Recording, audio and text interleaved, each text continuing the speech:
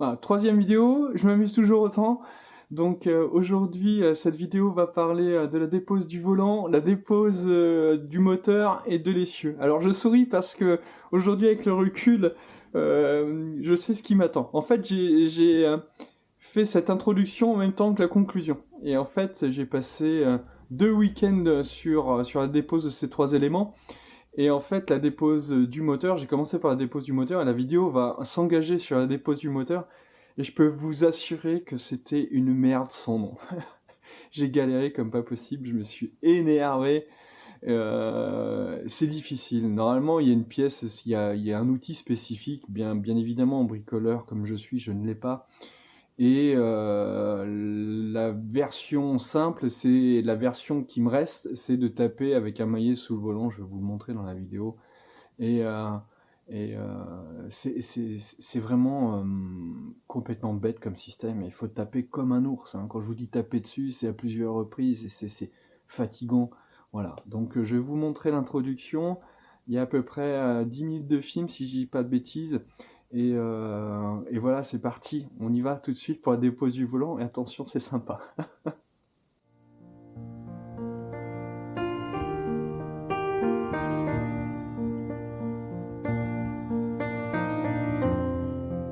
J'ai réussi à débloquer le volant, j'ai enlevé la goupille, j'ai enlevé le boulon, et très clairement, sujet super chiant, difficile. Pied de biche, ben t'as pas de prise. Tournevis, t'as peur de tout niquer. Donc j'ai dégrippé, j'ai desserré un peu, il y a une genre de petite bague fente, là j'ai desserré légèrement, très légèrement. J'ai bourré de grippants, de dégrippants, j'y suis allé à plusieurs reprises.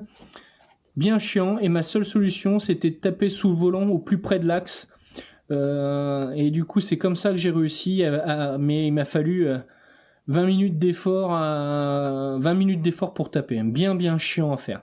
J'espère que je vais pas galérer pour la remettre, quoi. Voilà. Alors voilà, deuxième week-end dessus, je vais arrêter là, il est 16h de l'après, 16h30 à peu près. J'en ai par-dessus la tête, alors je vous ai dit que je vous dirais tout, mais là, je sature. Ce matin, j'en ai chié comme un russe pour ce putain de volant. Fallait le déverrouiller de la direction, là, fallait passer l'écran, les petits filetages, là. Une horreur innommable, quoi, je comprends pas. Alors, comme d'habitude, je râle après ces fameux ingénieurs qui ont un ego surdimensionné et qui vous le mettent en pleine gueule dès que vous les voyez dans le monde du travail, je peux plus les blairer. Par contre, ils sont pas foutus de faire une petite platine au moment de la conception. Alors ils vont dire ah c'est grâce à nous qu'on a fait des bagnoles, mais ils sont pas foutus de foutre une platine ou de foutre une assise pour qu'on lève, juste faire un levier quoi, juste ça, on n'y arrive pas. Donc on est obligé de taper comme un bourrin sur le volant. Je me suis échiné, je me suis fatigué, je me suis tapé sur les doigts quoi. Enfin bon, à un moment donné, ras le cul d'avoir des conceptions et des trucs à 2 balles là, ça c'est innommable.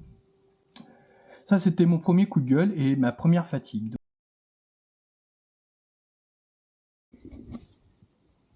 Alors voilà, j'ai réussi à la glisser un petit peu. Franchement, j'arrête là parce que, en fait, vous voyez, elle sort un petit peu de ma voiture là-bas. Et en fait, je pense vraiment qu'il faut être deux parce que j'ai vraiment peur de tout rayer, j'ai vraiment peur de tout abîmer, de faire un peu le gros bourrin. Donc je m'arrête là. Voilà, quand il faut y aller, je suis dedans. J'ai une petite machine Bosch là qui est en batterie portative là pour disquer les boulons que j'arrive pas à dévisser, on va voir, sinon j'ai la disqueuse un peu plus grosse, donc j'ai pas le choix, faut que je dévisse, faut que j'aille à la disqueuse comme je le disais. Voilà, bon, parti. Petite machine Bosch, voilà, ça a super bien marché, pas trop de surchauffe, ça a bien marché, mais comme par hasard, elle est petite, accessible, mais je vous le donne en mille, il y en a forcément un, et ben vous pouvez pas aller chercher, sinon vous découpez le cadre. Donc je vais faire un petit trou, vu que mon châssis est mort, je vais faire un petit trou en dessous pour que je puisse accéder au moins à l'arrière du boulon, que je puisse au moins le tenir et dévisser dessus. Je pense que là je vais bien m'amuser, ça va être super sympa. Et il me reste les deux du coffre et j'aurai tout dévissé. Et je vais regarder après la partie électrique. Voilà, je vous montre après. Sans surprise, hein, après 1h30 de galère à essayer de les dévisser, ben, j'ai fini les deux boulons à disqueuse. Bon, maintenant c'est réglé, on n'en parle plus. Comme je le disais, on a l'électricité. J'avoue que je vois pas très bien où elle passe. Là, j'ai une petite réglette qui peut se dévisser, qui a l'air d'aller peut-être au réservoir. Donc je pense que c'est réservoir en plein milieu. Et au-dessus, c'est l'électricité qui emmène au phare. Donc là, il y a quand même une pénétration électrique là qui se fait à travers le châssis. J'espère qu'il y a une déconnexion. Ça me ferait chier d'y aller de couper quoi. Je vais voir ce que je peux faire. Donc juste avant la coupure, j'avais montré effectivement, il me restait plus que l'assemblage connectique sur le réservoir qui était dedans, il fallait juste tirer dessus. C'était le dernier élément qui me restait. Donc du coup, vous le voyez maintenant, elle est montée, j'ai pas fait la vidéo, j'ai malheureusement oublié. Et il n'y avait rien de dramatique en fait, hein. Il y avait mes deux voisins qui sont venus, un de chaque côté de l'aile, moi j'étais derrière, on a soulevé. Ma femme est juste venue glisser les tréteaux, ces tréteaux qui sont des meubles de l'administration. C'est des grands meubles, l'avantage c'est qu'ils sont plus larges que le châssis avec les roues de ma 2 chevaux, ça veut dire que je peux rouler mon châssis aujourd'hui en dessous, c'est super pratique. Et au final ça marche super bien, donc très content de ça.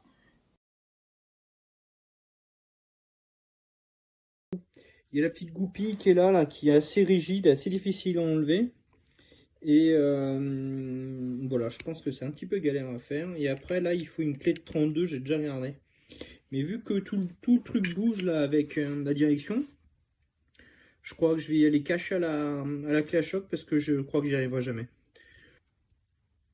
Alors voilà, j'ai réussi à l'enlever. Clairement, sans la clé choc, j'y serais jamais arrivé. Donc j'ai une douille choc, heureusement, de 32. Et mais vraiment, sans, j'y serais jamais arrivé. Donc heureusement que j'ai pris ça tout de suite. Quand je vois déjà le temps que j'ai mis avec juste la choc, alors manuellement, c'était impossible. J'ai bien fait de faire tout de suite à la choc. J'ai travaillé maintenant sur le petit support à l'arrière là.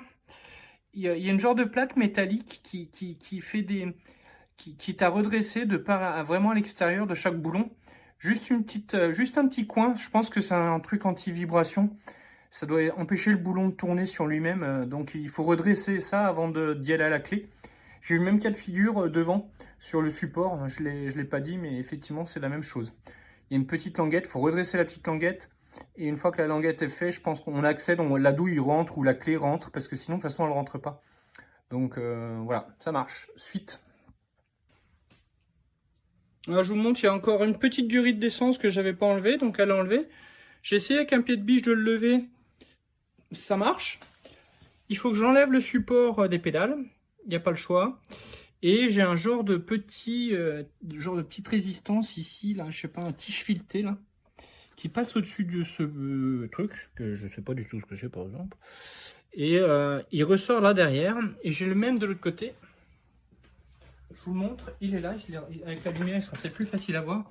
C'est le genre de truc, il vient là, il passe par-dessus, donc quand je lève le moteur, je vais essayer de vous le lever un peu là. Voilà, j'ai ce truc qui vient taper dedans, je sais pas comment le démonter. Ça passe derrière là, alors faut que j'étudie encore ça.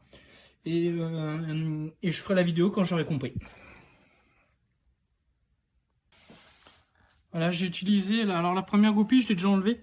J'utilise une pince qui se ferme, là, autobloquante, là, sur le câble, parce qu'en fait, quand vous tournez avec la petite goupille là, qui est là, quand vous tournez, et ben en fait, le câble tourne dedans, et donc il y a une tension qui se fait, et au final, vous en chiez comme un russe.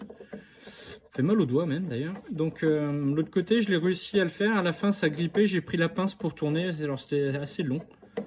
Mais écoutez, là, au final, là, ça se fait. Je vais doucement arriver au bout. Et après, je crois que j'ai tout enlevé. Je pourrais tirer le moteur.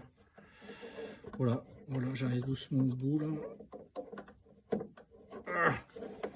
Ça marche. Je vais finir tranquillement et je vous remonte tout ça après. Voilà, le moteur est enlevé. Il reste plus que l'essieu. Difficulté, ce qu'il y a, c'est que quand tu le bouges, et il se coince dans les certaines rainures là-dedans, et en fait, il faut faire gaffe parce que si tu le vois pas, il reste coincé, donc c'est un petit peu galère. On n'était que deux.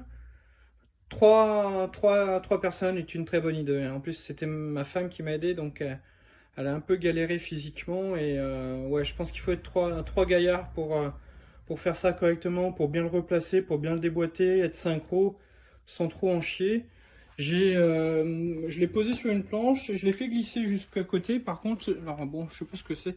J'ai pris le bras là, mais j'ai tiré dessus en fait. Ça s'est déchaussé de trucs là. Alors ça me fait chier parce que bah, ça me fait un boulot en plus. Et surtout, bah, c'est encore un truc que je sais pas où ça va quoi. Alors c'est le cardan, si je dis pas de bêtises, hein, c'est ce qui tient les roues, mais bah, qui fait tourner les roues, mais voilà, c'est bien gras. Ouais, c'est un peu. Voilà. Donc le moteur est enlevé. Suite des opérations, les essieux, je vais regarder comment on fait pour les enlever. Je vais enlever les petites plaques. Voilà, les petites plaques d'origine du châssis. Ça, je vais les enlever. Je vais les nettoyer. Je vais voir si je peux pas les remettre sur mon autre châssis. Voilà.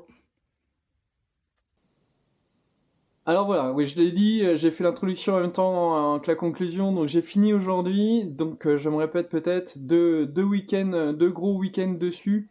Je bosse pas à plein régime dessus, hein, j'ai d'autres choses à gérer, je peux pas passer à 100% de mes week-ends dessus, mais pour moi, 2 week-ends dessus pour déposer le volant, l'essieu, le moteur.